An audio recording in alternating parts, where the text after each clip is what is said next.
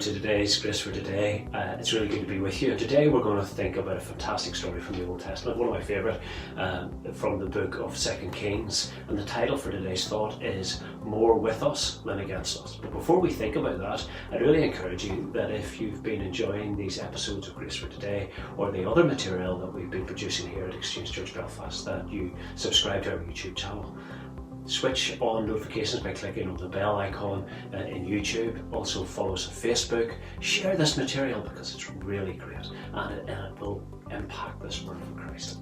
So let's get into today's thought, and we want to read from 2 Kings chapter 6 and verse 16, and this is Elisha speaking, and he's speaking to his servant Gehazi, and he says, "Do not fear, for those who are with us are more than those who are with them."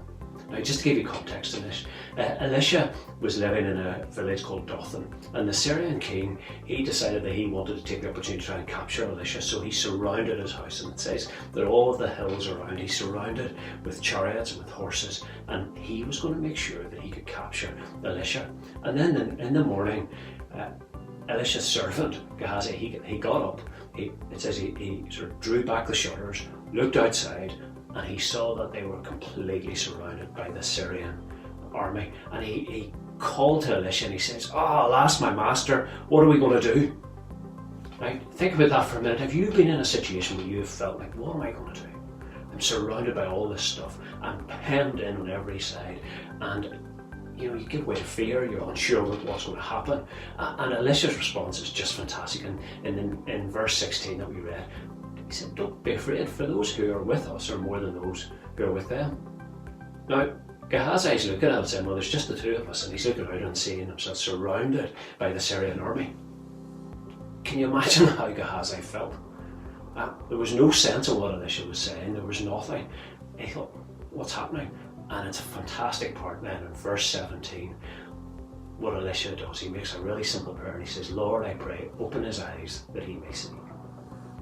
And it tells us that the Lord opened Gehazi's eyes, and he saw that the hillside all around the Syrian army, all around Dothan, was full of the hosts of heaven and the chariots and the armies of God. He was completely surrounded, and the majesty of the Most High was there. And it says the servant looked at that and realised that the Syrian forces couldn't match up to the forces of God. Isn't it amazing how the same situation can look so different to two people? The young servant had been at his wits' end. He didn't know what he was going to do, and Elisha was nice and calm. Why? Because he saw things differently. The young man saw the opposition and saw the Syrians, but Elisha saw God's army. It would have been a great way that God would open our eyes and help us to see things as they really are, not as they appear. Now, if you're in a constant fight of fear, if you're looking at things and saying, what am I going to do? If it looks like there's no way out, if you're attacked by whatever that might be, whatever it is that you feel is hemming you in and closing you in, my prayer for you today is that God would open your eyes, that you would see things as they really are, not as they appear to be, and that you would realise that there is more with you than is with them. Because the God of angel armies is with you, and no weapon formed against you can prosper. What a great thought. And so today, as you face whatever it is you face, when you look at all of those insurmountable things that are around you, I want you to stop and to think and say, Lord, open my eyes and let me see that God's army and God's angelic realm is all around me, protecting me and delivering me. We're going to pray that, and God, I pray that today you would open our eyes, that you would help us to see your host of heaven all around us, encamped around us, protecting us. You would help us to see that there is more for us than those who are against us. And I thank you, Lord, that if you are for us, then no one can stand against us. Lord, I pray a blessing on everybody today. I pray that they would be encouraged by this, and I pray that we would start to see things as they are and not as they appear to be. So, as you know, we would love to take communion together, and so if you've got your communion stuff, I'd encourage you to get it. And so, as we take this bread and we break it together, we remember that this bread is a symbol, but it's more than a symbol. It's a declaration of God's victory and who we are in Christ. So as we take this bread, Lord, I thank you for this bread. I thank you for what it represents. But I thank you that through your sacrifice on the cross, that I have access to all of the righteousness of Christ and a life that is full of your abundance. In Jesus' name.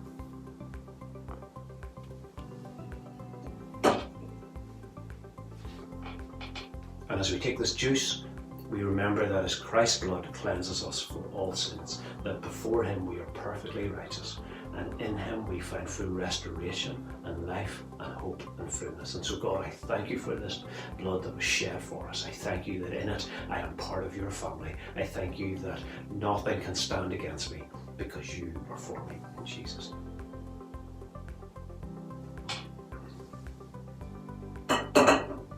So, today's thought: no matter what you're facing, do not fear, for those who are with you are way greater than those who are against you. God's angel armies are surrounding you today.